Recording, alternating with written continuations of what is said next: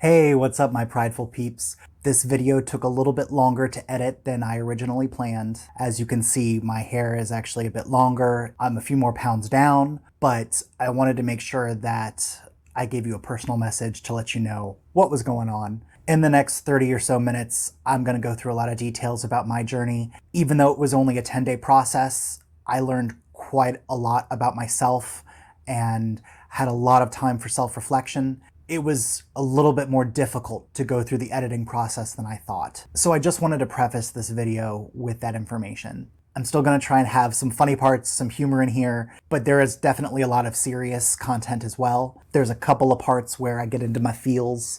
There's a couple parts where I can't find the right words, kind of like right now. If you are somebody who is really searching for yourself, inside of yourself, to figure out who you are, what you want to be, especially in terms of your own physical body and feeling where you belong in the world, please keep watching and just know that there is somebody out there who cares. I'm not just doing this for me, I'm doing this for you. And I want you to see somebody that's actually going through this process and all the things, beautiful, disturbing, the entire process of what it takes to transform yourself to the best person that you could possibly be. Not the prettiest, not the sexiest, not the most in shape, not even the healthiest, but the happiest, because that's what it comes down to. You want to be happy with who you are. And if this process is something that's going to help you, like it's helping me with losing weight and rediscovering myself, I want you to know that there is somebody that's thinking about you. So with that, and no further ado, here's the post 10-day detox.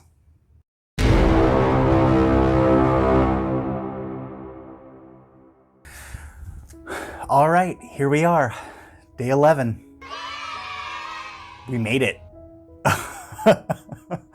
I got through all 10 days and past 10 days. I'm right now in detox recovery, which is 4 days in which I start to add in carbs again a little bit slower and get myself prepared for actually doing a lot more stuff. So I think what I want to talk about during this video is four main things.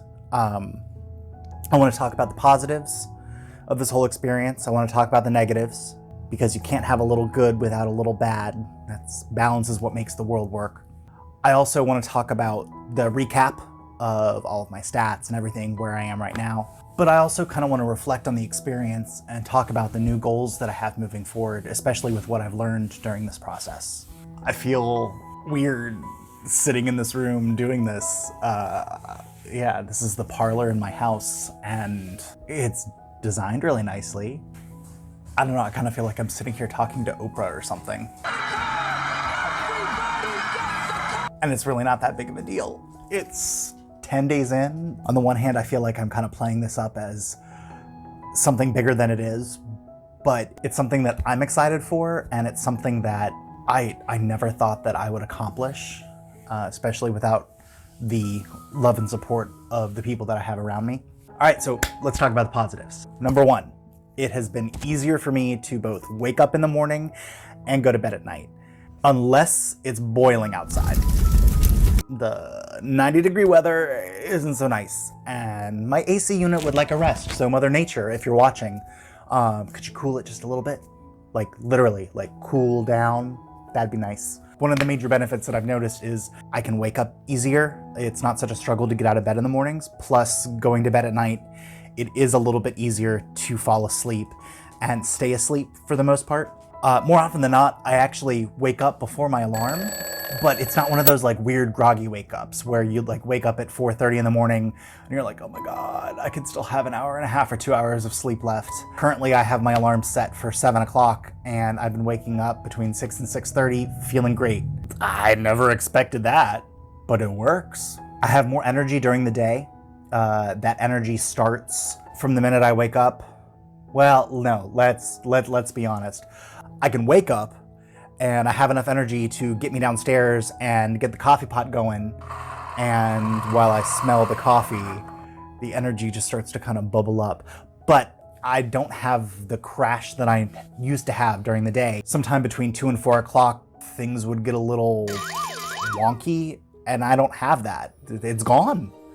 The only reason I might feel a little wonky is if, it's some, work stress or life stress or something. It's easier for me to recognize when I'm starting to feel overwhelmed because it's not a daily feeling of exhaustion every day from around 2 to 4 o'clock. I know when something is up, and I know now when to back up and reevaluate what I'm doing, how I'm feeling. And if I need to take a couple of minutes, I can do that. And most of the time, it's a matter of getting up and taking a quick walk, or getting some more water, or just looking outside for a couple of minutes. I know now when I'm getting overwhelmed. Another benefit that I really didn't consider, but has been kind of cool, I've noticed when I walk around my 120-year-old Victorian home, that it does not creak as bad when I walk on certain parts of the floor as it did previously. I don't know if that's necessarily a big thing, but it feels good to me. Talking about the energy, I also have this weird, it's funny because that exhaustion was kind of replaced with this weird underlying energy that it almost feels like what nervousness and anxiety might feel like, but in the opposite end of the spectrum, where I'm feeling like I want to get up and go for a walk. I want to go do something physical. If I sit too long, I feel that need to get up, but it's not necessarily a bad thing. I've got so much energy now, I don't know what to do with it. So I've got to figure out ways to expend that energy. And when I do, it ends up making me, sleep better and feel better during the course of the day, which is just awesome. Another item that I didn't necessarily consider was when I wake up in the morning, I have less eye boogers. I think that might be because I've been increasing my water and I'm feeling a lot more hydrated, so my body isn't doing all the nasty crap that it used to do to me, where I had to, take a jackhammer to my eyelids every morning to get them open, just so I could see myself in the mirror in the morning to clean the rest of my face. It's kind of a positive. On top of that, there's been less eye strain when I'm at the computer, or really any screen, or not a screen, just regular, eyeballs to paper. It doesn't get tired. Computer, not really getting all that tired. And I've spent a considerable amount of time behind the screen these past 10 days editing my videos, and it really hasn't become a strain at all. Nice. Something else, and I kind of just did it right there. It's easier for me to recognize when my posture is bad. I don't feel as heavy as I used to. So I notice when I'm sitting in a way that is either not comfortable, it really isn't conducive to a good working condition. So now I'm correcting myself. I'm sitting up straight. I think that's twofold. It's both I'm feeling better and I have more confidence. Not only do I recognize I need to sit up, I'm confident in the fact that I can sit up and feel good about myself. Along with the food that I've been ingesting, I have noticed that my movements have become more regular as long as I eat the right food and get enough fiber. That's a benefit. From a lot of stuff that I've read and from a lot of the research that I've done, fiber is pretty big in assisting with weight loss and making sure your body is processing all its fuel properly. So, yeah. 2 thumbs up for number 2. My body has also started to feel different, both in, like I said, sensing that things are changing and feeling better, but also physically. Like, I'm not necessarily my wrist, because nothing has really happened with my wrists at all. When I feel my neck, it doesn't feel like I have that bad of a turkey wobble anymore. When I'm walking, sometimes I touch my butt. What? And there's a butt there, and it's not just a pocket of fat hanging over top of my hip bone. It feels like there's a little bit of meat to it. I think that's probably due a lot to the walking more than anything else. I have also rediscovered the joys of breakfast. I forgot how much I like breakfast. I like having that early morning time, and for the past, I don't know how many years, my breakfast has consisted of a cup of coffee or 2 cups of coffee. Occasionally I'll have a bagel, occasionally I'll have food out at a restaurant, but nothing on the regular. Having my eggs in the morning, I feel like I'm giving myself a good start to the day. The difference is it does not make me tired, in like big contrast to when I used to eat cereal every morning as a kid. That's what we did. That's what we were told. Part of an essential balanced breakfast. Well, the problem is that they tell you it's part of an essential balanced breakfast, but they really don't give you the other parts that make up that essential breakfast. Eggs kind of the whole package for the most part. I learned I don't have to have carbs with breakfast. I'm perfectly fine having the eggs to start my day, and now that I'm adding in carbs later on, I can use that for more energy. That's what it's supposed to be there for. To get me going in the morning, I don't really need more than eggs. Optimism. This is something that I've struggled with a lot. A lot of people that know me, if you know me personally, know that I try to stay a very optimistic person, and it's really hard sometimes. I'm starting to feel a little choked up here now too. I know the reason that I'm in the state that I'm in today is because of choices that I've made, or the choices that I haven't made, whether it's to eat something that I shouldn't or not be as active as I should have been. The very first video that I ever made and posted to YouTube for this channel was called Flip the Switch. And at the time, I thought I had flipped the switch. I thought I had finally convinced my brain to do what I needed to get done. And that was 3 years ago, 4 years ago. I'm not even sure how long ago it was now, but it wasn't real. Making that switch happen takes effort. It takes a lot of drive. It takes a lot of faked optimism. The reason I wasn't able to flip that switch from the get-go was because I wasn't doing it for the right reasons. I was doing it because I thought that if I got myself to a better place physically, I'd be happier, and that's wrong. You need to get good with your brain before you can get good with your body, in a way. It's kind of a dual purpose system. Changing yourself for the better is never gonna stick if you don't truly believe it and believe in yourself. It took a long time for me to finally get there. It took a very long time.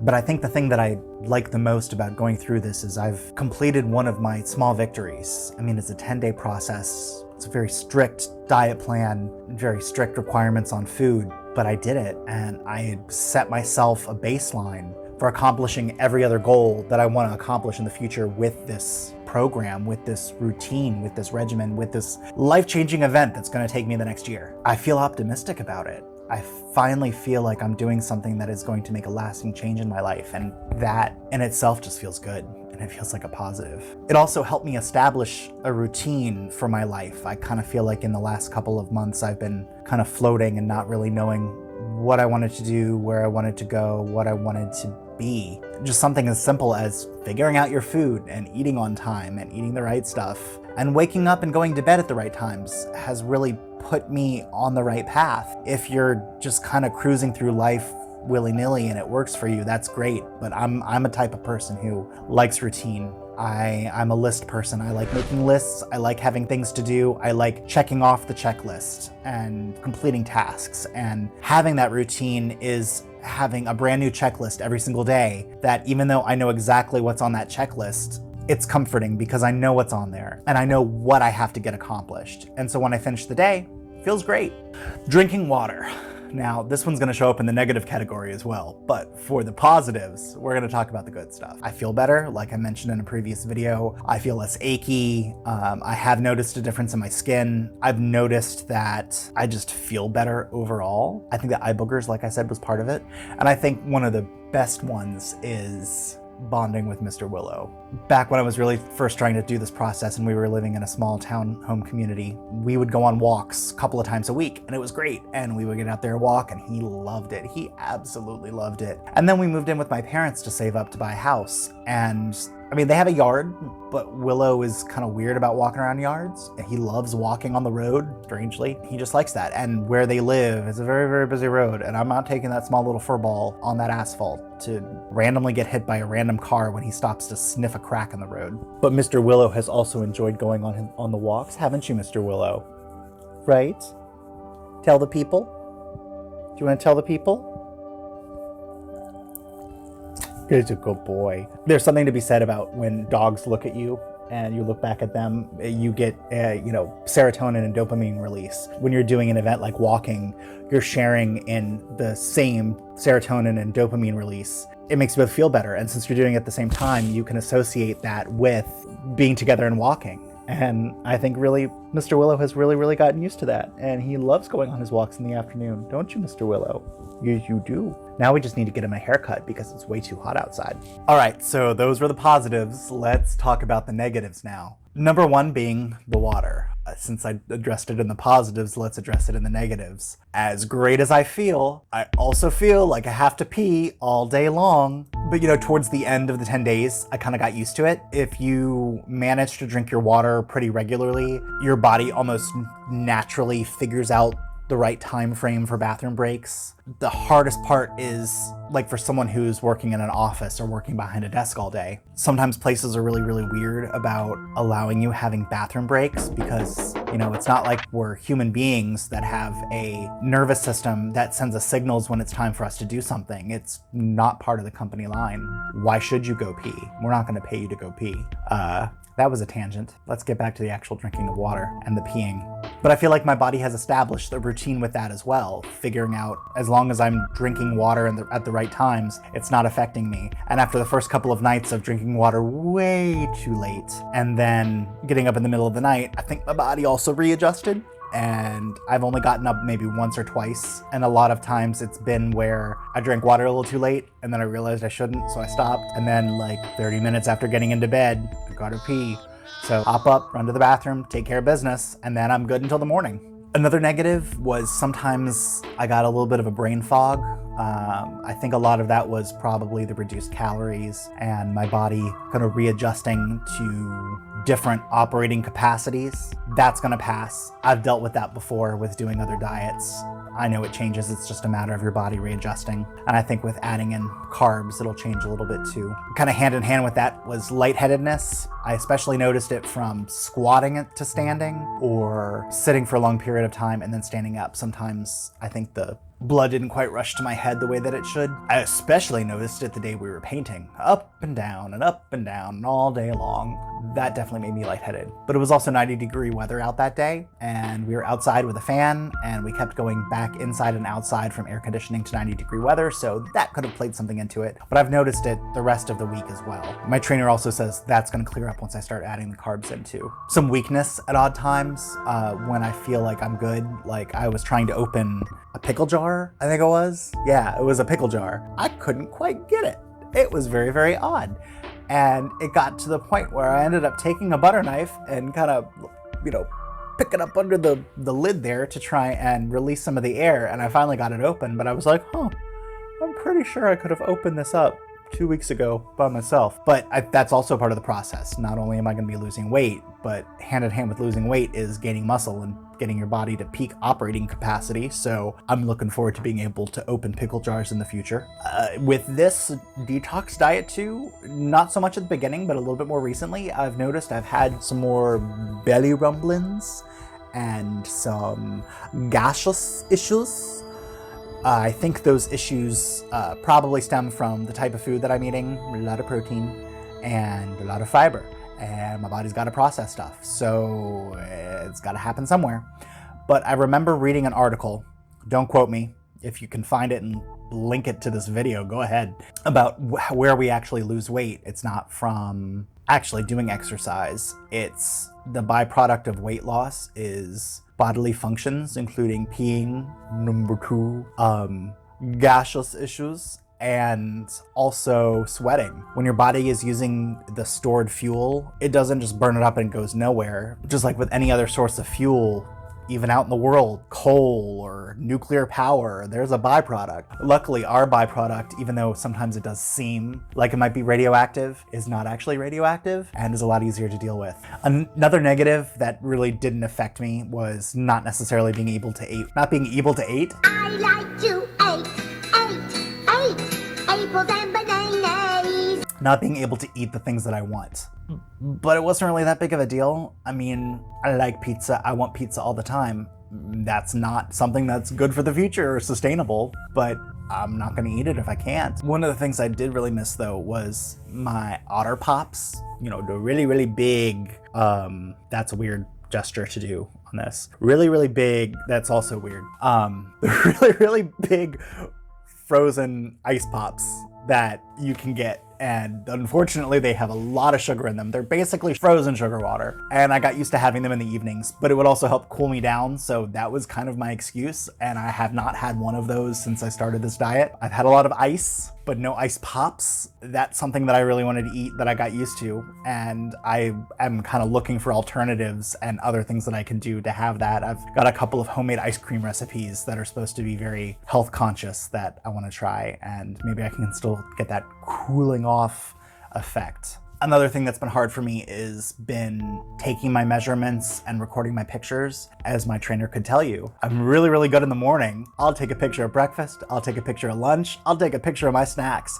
But when it comes time to be dinner time, I cook it and I eat it and I'm done with it. And then I remember, and then I send him a picture, and then I get accused of eating Taco Bell. Not really, but I know that I was doing well and I know that I didn't mess up. And that's the important part. You need to keep yourself accountable. If you're not actually going out and eating Taco Bell, all right, then you're doing well. If you do go eat Taco Bell and you don't record it and you lie about it, well, then you're just hurting yourself. So what's the point? I need to get a little bit better. I mean, I'm really good about at least recording my caloric intake. It's just taking the pictures of the food and actually have that visual representation I need to get a little bit better at. And that kind of sums up the negatives. I really can't think of anything else. Oh, you know what? There is one. Being social. When you're doing a really intense diet like this, and people want to hang out, people want to go out places, people want to do stuff. Now, right now, with a whole lot of stuff being, still pseudo locked down, I'm perfectly fine with staying at home. But even going over to a friend's house or, running to the store or running errands,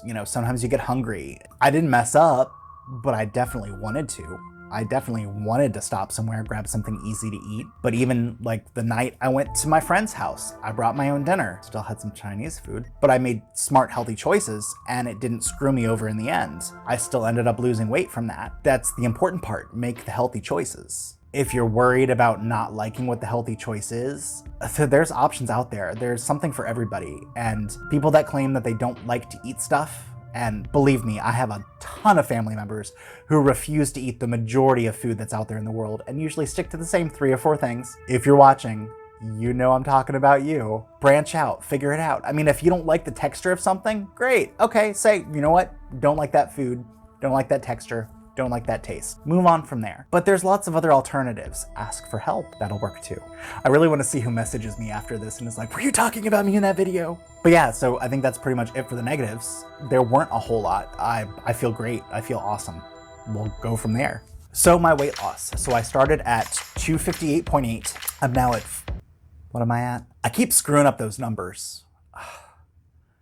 I started at 258.8 and now I'm at 246.4. I've been at 246.4 for the past 2 days, so that was day 10 and then the morning of day 11. That's fine. I kind of figured something like that would happen where I would start to plateau a little bit with that diet. 10 days, 2 weeks, that kind of seems like the time period where a lot of that starts to happen. Your body readjusts to what's going on and then you got to shake it up a little bit, give it something different and keep it interesting. Your body likes interesting. Your body likes to be challenged.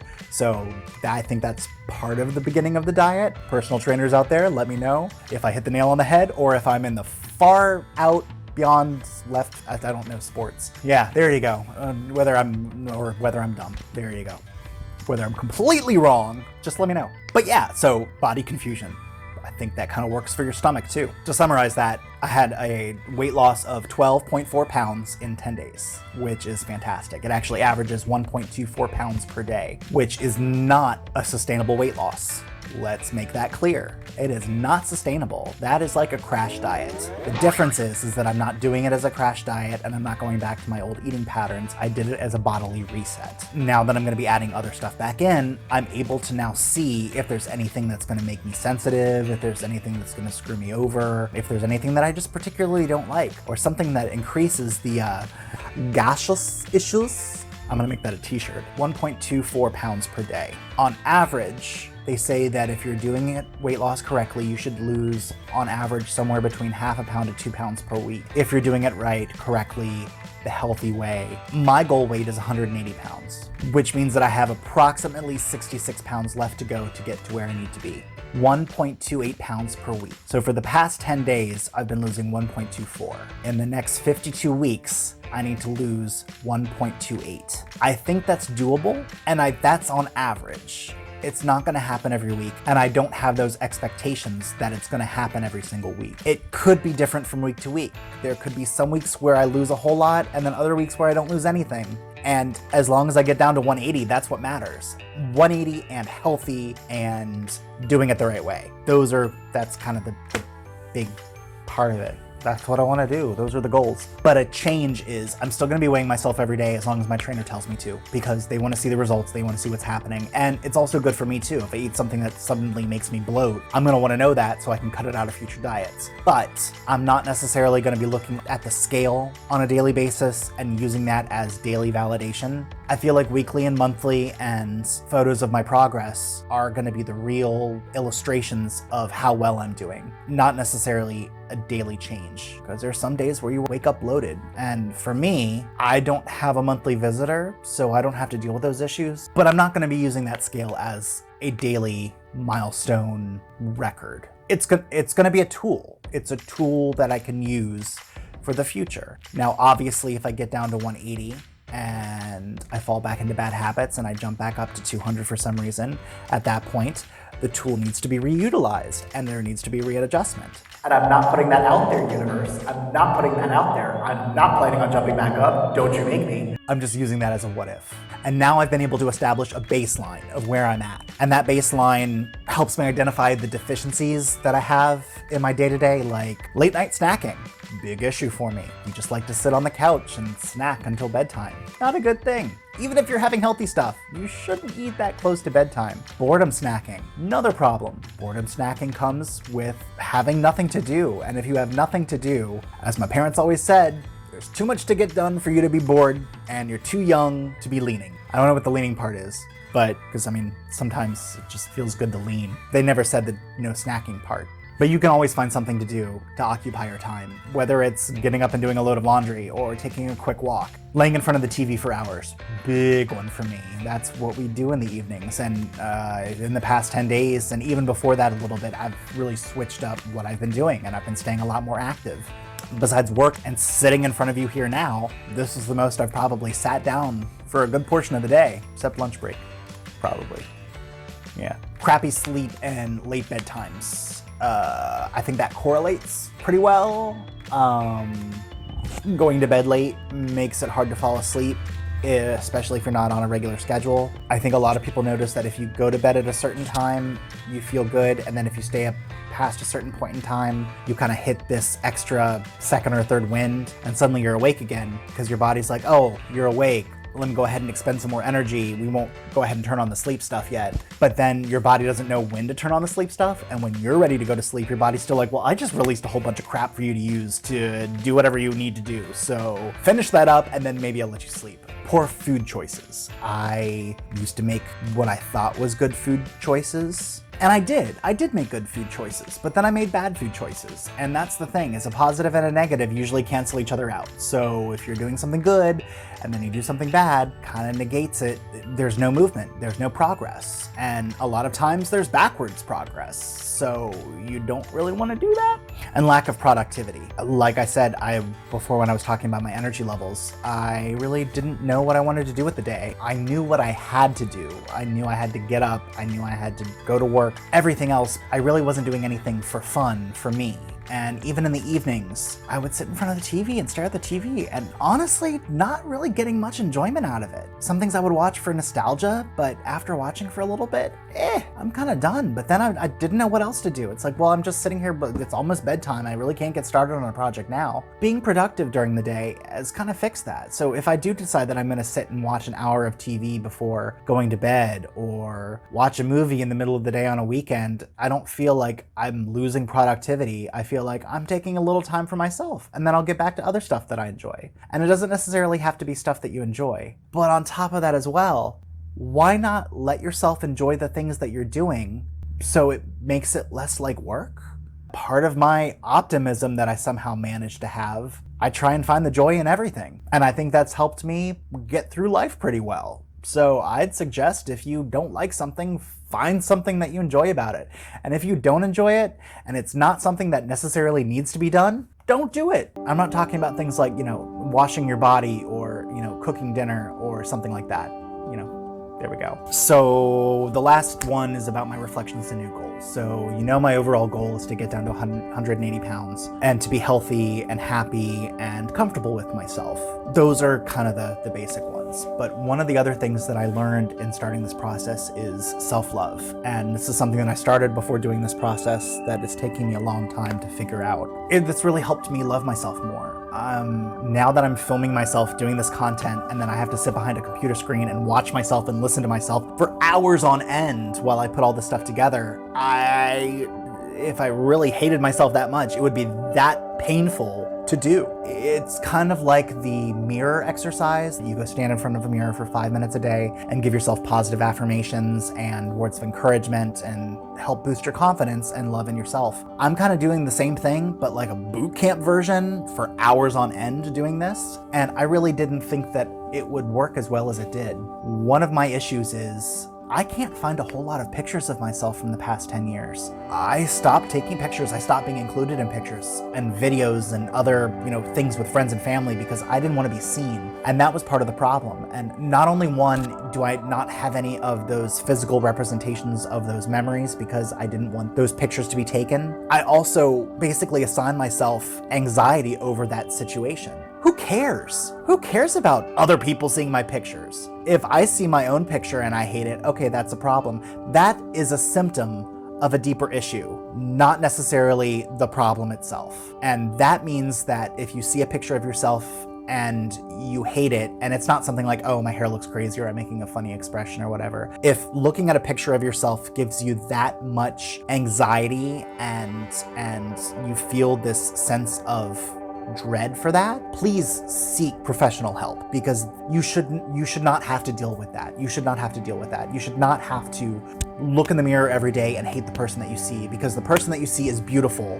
No matter who you are, what you look like, color of your skin, age, gender, whatever you are across the broad spectrum of human existence, you are beautiful and you deserve to be loved. And not only do you deserve to be loved, you deserve to love yourself. Because if you don't love yourself, how the hell are you gonna love anybody else? And that's totally a RuPaul quote. If you can't love yourself, how in the hell are you gonna love somebody else? But it was the best thing that I could think of at this point in time. There's a reason she says it. If you don't love yourself, how the hell are you gonna love anybody else?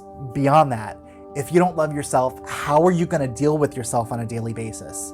You're not. You're not gonna do what's good for you. You're not gonna make the right choices, and you're not gonna do better for yourself. Love yourself. And if you can't love yourself, please find a way to do so. That's kind of my little soapbox, I think, for the day. And an all-in-all recap, I loved this experience, and this is just step one of my weight loss journey with Trevor Rea Training, and I'm looking forward to working with him and with Stacy and getting to know everybody else in the TRT family and making a positive change for myself. I'm ready to be happy, and I hope that you are too. And if you're not, I hope that watching me making this transformation is gonna help give you enough encouragement to do better for yourself. All right, that's all. I'm gonna go ahead and change out of these nice clothes and go on another walk because that's what I do. Have a good night.